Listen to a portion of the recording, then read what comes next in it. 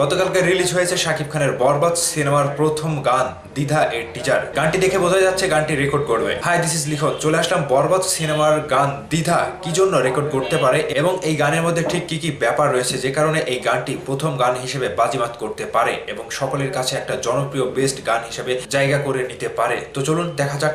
প্রথমত বলে রাখি, শাকিব খানের এই গানটি জুড়ে পুরোটাই চমৎকার একটা ভাইব দিচ্ছিল। শাকিব খান ইদিকা পাল দ্বিতীয়বারের মতো জুটি বেঁধে এই গানটিতে অভিনয় করেছে। এই গানটি জুড়ে শাকিব খানের লুক, হেয়ার স্টাইল, শাকিব খানের নতুন স্টাইলিশ আইকন এবং ইদিকা পালের নতুনত্ব এবং ইদিকা পালকে ঘিরে পুরোটাই যেন একটা অস্থির ব্যাপার কাজ করছে। প্রিয়তমা গানের পরে শাকিব খানের সাথে ইদিকা পালকে ঠিক প্রিয়তমার মতো দেখা না গেলেও এখানে অন্যরকম ভাবে শাকিব খানের সাথে ইদিকা পালকে দেখা গিয়েছে।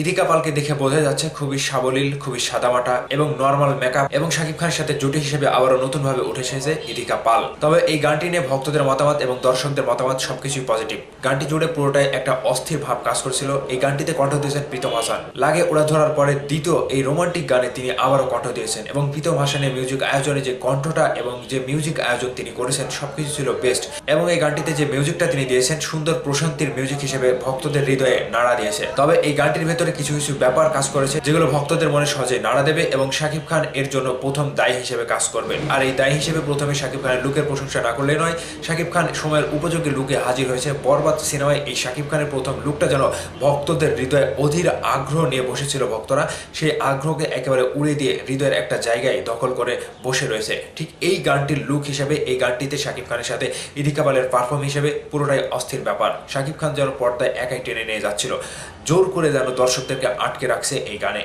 তবে এই গানটি পুরোটা রিলিজ হবে আগামী শুক্রবার সন্ধ্যা 7টায়।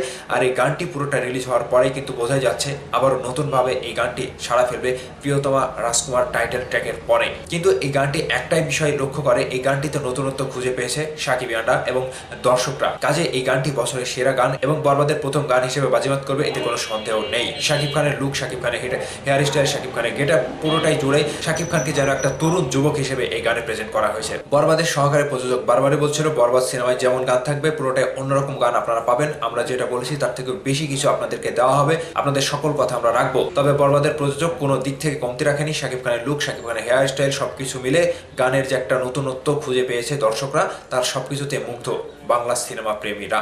তবে গানের এতটুকু টিজার দেখে এরকমটাই বোঝা যাচ্ছে শাকিব খান এবং ইদিকা পাল নতুন জুটি হিসেবে আবারও এই গানটি নতুনভাবে সাড়া ফেলবে দর্শকের হৃদয়ে। পুরো গানটি আসলে আবারও বিস্তারিত আলোচনা করবো। সে পর্যন্ত ভালো থাকবেন, টাটা, বাই বাই।